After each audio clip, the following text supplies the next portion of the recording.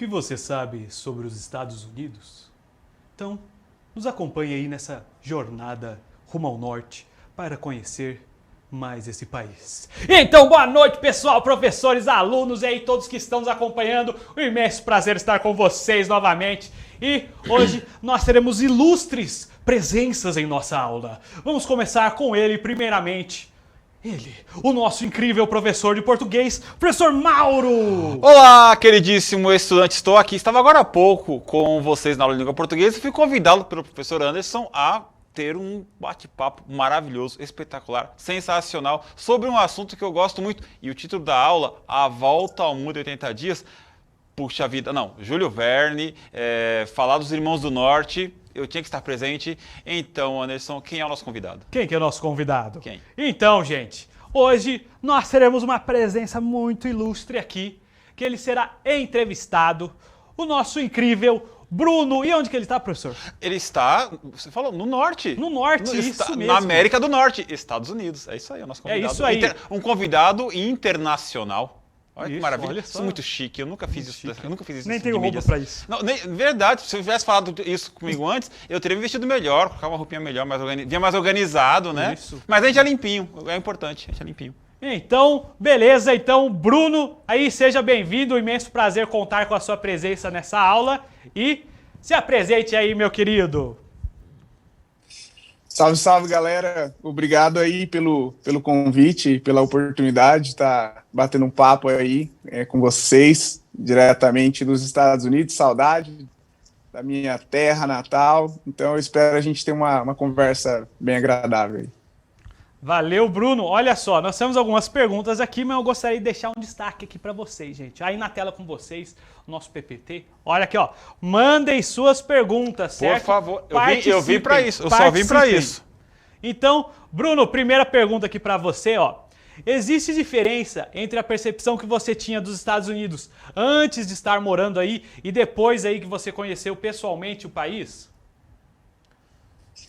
Ah, com certeza, Anderson e Mauro, tem sim, eu acho que isso é meio natural, né? A gente tem muito as imagens dos Estados Unidos, né? E de tantos outros países que a gente não conhece através da internet, né? Da televisão, filmes, séries. Eu acho que nós, brasileiros, nós absorvemos muito da cultura americana, então a imagem que eu tinha dos Estados Unidos eram... as ruas sempre limpas, sempre organizadas, as casas todas bonitas, né?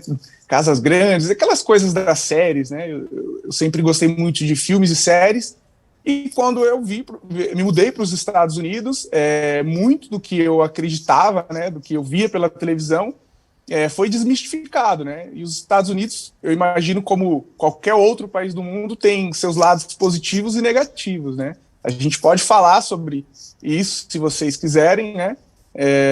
E eu passo um pouco da minha experiência, da minha visão aqui, de mais ou menos 4 ou 5 anos morando nos Estados Unidos. Então, vamos para a pergunta 3, aí a gente vai desenvolvendo o assunto, então. A pergunta 3, organizada pelo professor, é assim: o que você percebe do dia a dia do estadunidense? Quais são as comidas típicas, como as pessoas se divertem? E eu acrescento com uma pergunta minha. Há extremos, onde você vive é Califórnia, né? Califórnia? Isso, há Califórnia. Extremos climáticos. São Francisco. Isso, São Francisco, Califórnia. O inverno é muito intenso, o verão é muito intenso. Como as pessoas se alimentam, como é o dia a dia, o cotidiano, como as pessoas se locomovem, transporte, metrô, trem, como é que é? Nós estamos onde eles vivem, né? O que eles comem. Isso, onde Essas que perguntas... comem e vivem, isso aí. Essa pergunta é muito curiosa, porque eu vim para os Estados Unidos em busca de oportunidade, né? De estudo, de trabalho.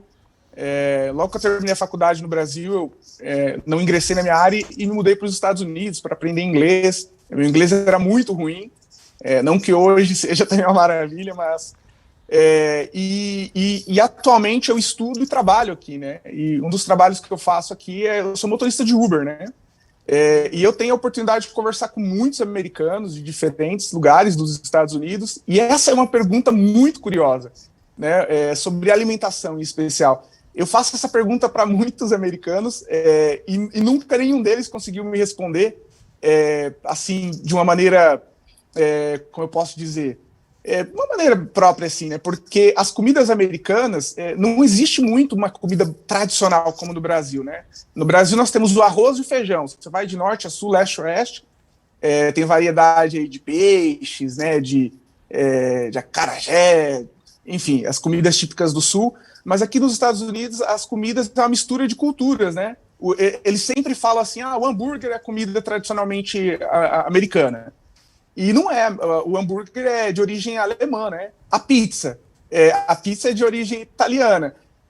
Eles não têm, assim, um horário muito certo para almoçar e aquela comida bem tradicional. É muito variado, de acordo com a região, mas essa variação fica entre hambúrguer, pizza, saladas, né? E as redes de fast food, eles realmente consomem muito fast food na hora do almoço e tal.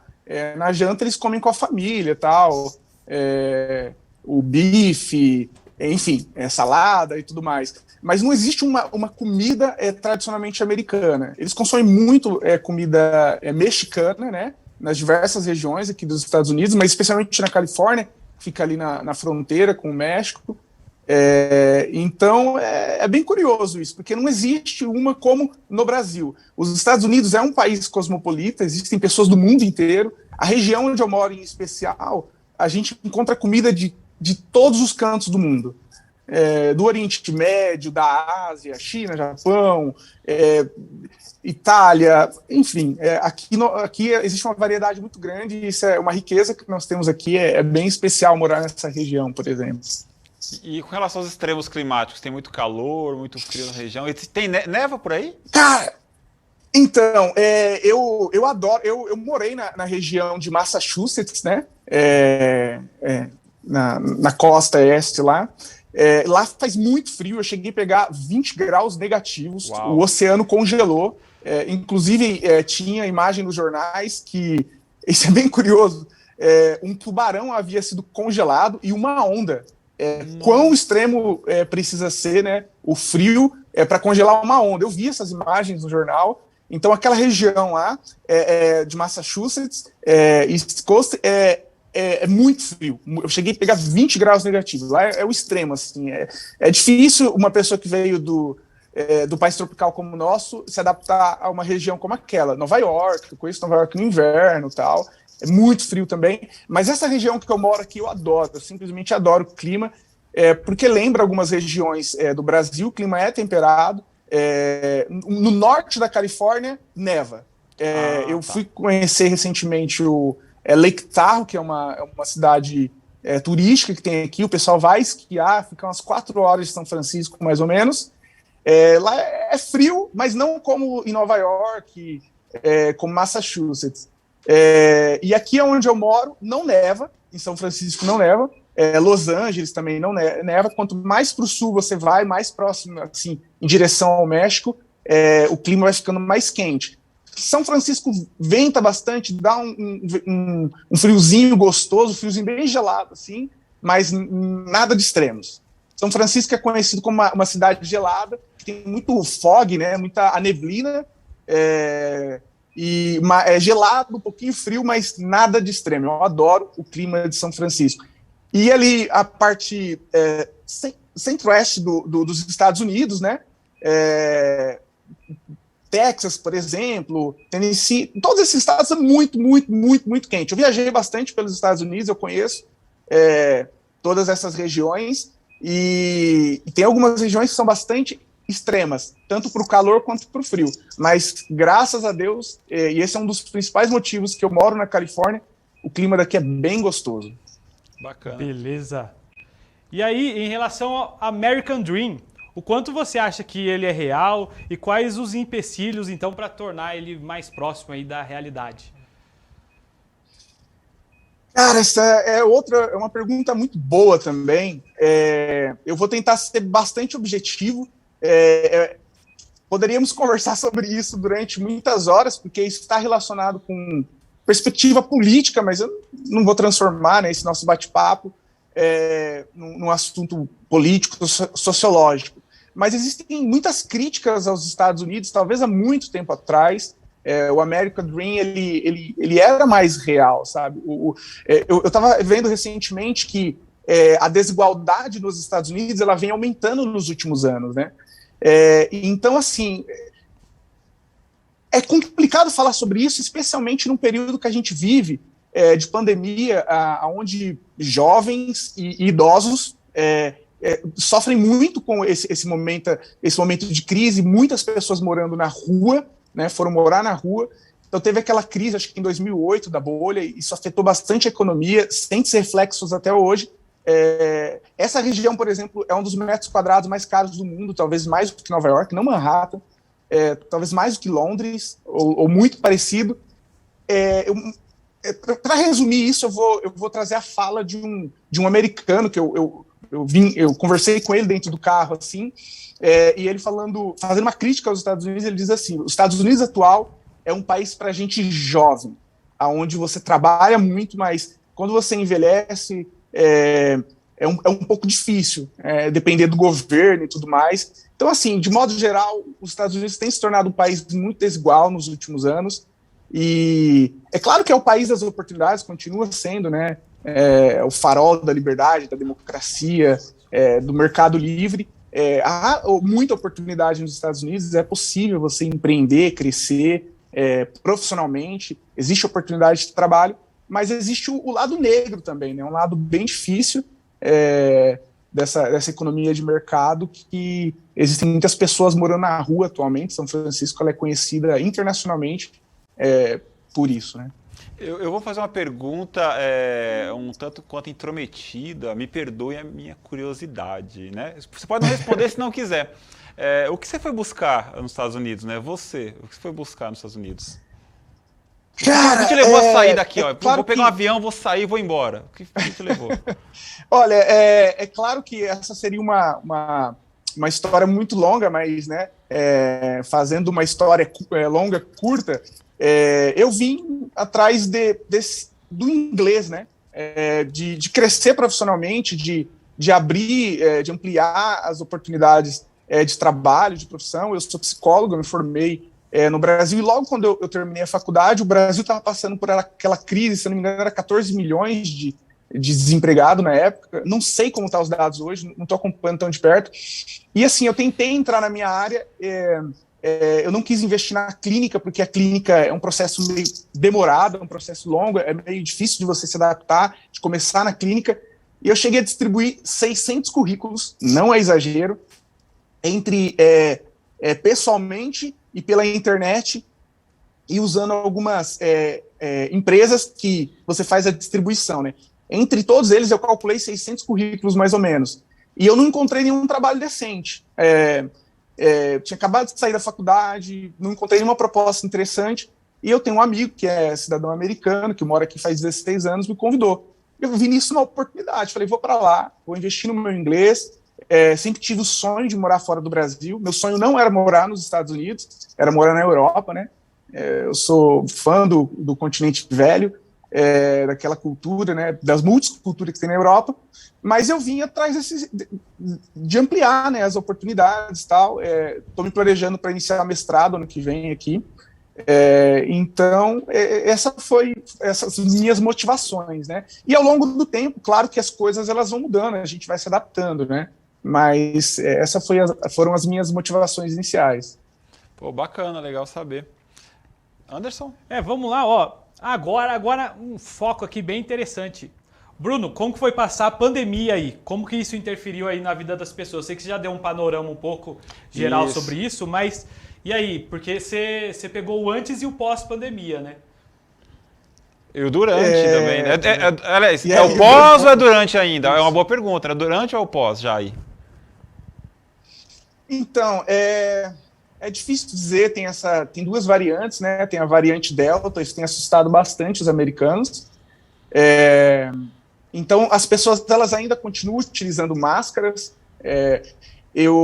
Para entrar nos comércios, você precisa apresentar. Não são todos os estados, né? Eu acho que, como a maioria de vocês devem saber, existe uma certa liberdade entre os estados, né? De promulgar suas próprias leis. Então, em alguns estados exige-se o cartão de vacina. eu tinha esquecido meu cartão de vacina e também não tinha tirado nenhuma foto, né?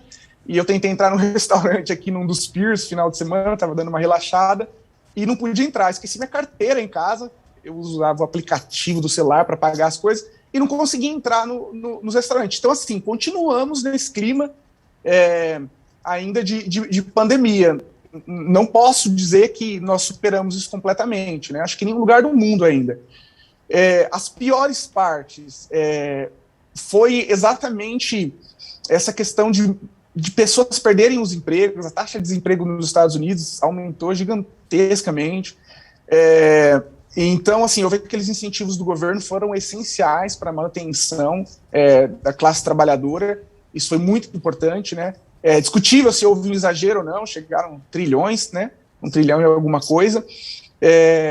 Então, assim, foi muito difícil. Muitas pessoas foram morar na rua mesmo, por falta de emprego, foram despejadas das casas, não tinha outras opções. E, bom, o que eu posso dizer? Foi um momento bastante difícil. Uma questão que é bastante delicada. Eu me lembro, no mês de maio, mais ou menos, do ano passado, ainda era o Trump que estava na presidência. Ele ordenou às forças nacionais. Isso foi um momento muito tenso, que para mim foi meio que assustador. As forças nacionais fazer evacuação, parava os carros na freeway, mandavam as pessoas para casa, ninguém estava entendendo nada, né? Então, assim, foi um momento bastante tenso, assim, as proibições, as pessoas bastante assustadas. Foi bem difícil aqui, mas a gente tá bem. Na Califórnia, por exemplo, me parece que tem 90% das pessoas que já vacinaram a primeira e a segunda dose, né? Já estão vacinação completa. Então, eu acho que foi difícil, né? Como todos os lugares do mundo, mas os Estados Unidos, por ser um país cosmopolita, tem gente do mundo inteiro. Isso é bastante assustador, mas a gente tá melhor, a gente está caminhando para um caminho melhor, hein? Espero. É verdade, uma coisa que eu percebi quando eu tive a oportunidade de visitar, né, não morar, né, foi que os Estados Unidos, o americano, ele é a pessoa do mundo todo, né, e ainda mais nas metrópoles, é bem bacana. Uma pergunta, você tem a sua experiência de estar passando por muito tempo, vivendo e trabalhando aí, o que não estou me candidatando, mas o que uma pessoa precisa, para se preparar? Porque a gente está falando com estudantes, né, do estado inteiro, do mundo inteiro, né, e pode ser o projeto de vida de uma dessas pessoas, né? O que ela precisa, como ela precisa se organizar para viver essa experiência? Se vocês me permitem, eu posso fazer uma divulgação das minhas mídias sociais? Por favor. Não estava no script. Se vocês quiserem me seguir no Instagram, @BrunoPVS, né? Eu tô iniciando uma nova jornada, um novo projeto, que eu vou estar compartilhando um pouco da minha vida aqui nos Estados Unidos, o meu dia a dia, minha rotina, estudo, trabalho, lazer, viagens. Eu viajo bastante, eu gosto de viajar. Então vamos divulgar direito. Desculpa interromper, vamos divulgar direito. Bruno, B-R-U, Bruno... Não, Bruno, PVS. Bruno PVS, no Instagram? Isso, Bruno PVS. Perfeito. É um projeto que eu pretendo falar sobre um pouco de psicologia, um pouco da minha vida e sobre saúde. PVS, Psicologia, Vida e Saúde. Opa, ótimo. Eu pratico um estilo de vida mais saudável, sou vegetariano, gosto de exercícios físicos e tal, então são temas que eu quero abordar nas minhas mídias sociais, tal, compartilhar um pouco da minha vida aqui, né, lifestyle. Então lá eu também vou estar explicando, tirando dúvidas, né, respondendo perguntas nas caixinhas de pergunta sobre as pessoas que têm interesse de vir para os Estados Unidos como estudante, como visto de turista, de trabalho. Então, assim, eu tenho estudado bastante esses temas, vou compartilhar com as pessoas que tiverem dúvida, pode me contactar no direct, caixa de perguntas. Então, assim, o estudante, para ele vir para cá, existem alguns requisitos, né, normais, naturais. Ele pode vir para estudar numa escola de inglês tradicional, para aprender o inglês mesmo, desde o início. E a partir, ele tem uma opção, uma escolha, né, de voltar para o Brasil após concluir os estudos dele de inglês, ou ele pode dar continuidade a cursos técnicos usando o mesmo visto de estudante, por exemplo. ele só faz uma mudança no departamento de imigração, ou mesmo para entrar na faculdade, se esse é um sonho desse estudante, estudar nos Estados Unidos. Aqui na Califórnia, por exemplo, nós temos excelentes universidades, a Universidade Estadual da Califórnia, temos Berkeley, que fica a 15 minutos de São Francisco sem trânsito, tá? E também temos Stanford, que fica no Vale do Silício, são as 3 maiores universidades aqui do norte da Califórnia, né? Então, existem várias opções. A pessoa pode tentar vir com visto de trabalho, a pessoa pode tentar vir com visto de estudante, a pessoa, se ela quiser vir passear, passar um fim de semana, um mês, sei lá, algumas semanas, tem lugares, né, como todo mundo sabe, maravilhosos para se conhecer, com visto de turista, que é um visto mais simples, você paga apenas uma taxa de 500 e poucos reais, você vai até o consulado americano no Brasil, acho que nós temos 4 no Brasil, se não me engano, Rio Grande do Sul, Rio de Janeiro, São Paulo, Brasília, acho que são esses 4. Acho que em Pernambuco, algum no Nordeste tem também, em Pernambuco eu acho que tem. É o mais novo, então, né? Tem mais um, mas eu posso estar errado, mas tem um Nordeste, eu acho. Eu também posso estar enganado. Então você paga você tira o passaporte, que é um direito de todas as pessoas, né? Todo brasileiro tem direito, como tirar o RG, o CPF. Você tira o passaporte na Polícia Federal, muito simples processo, preencheu um formulário, pagou uma taxa, foi até lá, pegou o seu passaporte, e depois disso você marca uma entrevista no consulado para estudante, turismo, trabalho. Claro que cada uma dessas categorias tem alguns requisitos, você tem que preencher esses requisitos, e depois que você tirou o visto, pode comprar sua passagem e só alegria. Pô, bacana, perfeito. Você comentou sobre a questão do turismo. Qual a relação aos atrativos turísticos aí do país? O que você conheceu? O que você achou que foi mais da hora aí de estar aí junto e ver de perto? Cara, eu conheci 9 estados aqui nos Estados Unidos. Eu acho que eu conheço mais os Estados Unidos do que o Brasil, né? E eu, por exemplo, conheço a região sul do Brasil, centro-oeste ali do Brasil, sul-sudeste, mas não conheço as outras regiões. A nossa Amazônia, quando for passear no Brasil, tenho planejado uma viagem para Amazonas e conhecer a parte nordeste, né, aquelas praias maravilhosas, né? Aqui nos Estados Unidos, nossa, tem muitas opções. É um país realmente assim de muito turismo, como o Brasil também, né? O Brasil a gente não pode menosprezar, o Brasil é um país maravilhoso, um país lindo, belezas naturais. Eu conheço, como eu falei ali, Massachusetts é uma região ali costeira também. No verão, assim, é muito calor, é muito gostoso. Tem grandes universidades, né? Eu conheço aqueles campos, as universidades são gigantes, assim, de encher os olhos. Harvard, MIT, tantas outras lá. Eu conheço Nova York, é um lugar maravilhoso. Recentemente estive na Flórida. Os brasileiros que moram aqui nos Estados Unidos, eles costumam dizer que a Flórida é o Brasil que deu certo. Porque, assim, a taxa de criminalidade é muito baixa, as praias são maravilhosas, é um lugar incrível. Conheço muitos parques nacionais, o Yosemite, estou planejando uma viagem para o Yellowstone, que é o parque nacional onde tinha o desenho do Zé Colmeia, né? Quem teve aí a infância na década de 90, suposto a referência era o Yellowstone, né? Então, assim, novamente, eu não quero fazer aproveitar aqui, né, para ganhar seguidores nem nada, mas eu vou estar filmando todas as minhas viagens, né? Estou planejando uma viagem aqui para os Estados Unidos, vou conhecer mais de 10 ou 15 estados que eu ainda não conheci. Então, se vocês quiserem me seguir lá no Instagram e conhecer um pouco dos Estados Unidos, um pouco do dia a dia e um pouco dos parques nacionais, esses pontos turísticos, me acompanha lá que eu vou estar produzindo esse material e colocando aí, subindo para as redes sociais. Mas tem muitos lugares para conhecer. A Califórnia é um lugar maravilhoso. Tem um passeio que eu recomendo para todo mundo, assim, que você vem do estado de Washington, divisa com o Canadá, no extremo norte dos Estados Unidos, e você vai descendo pela costa, somente pela costa, assim, e vai passando pelo estado de Oregon, aqui pela Califórnia. Você passa por São Francisco, você corta por dentro de São Francisco e vai até Los Angeles. Eu fiz metade desse trajeto, é imperdível, é inexplicável, a experiência é maravilhosa, é sensacional, é difícil de colocar em palavras. Você dirigindo de moto, eu já fiz metade desse caminho de moto, sou motociclista, eu sou apaixonado por moto, e já fiz também de carro com alguns amigos.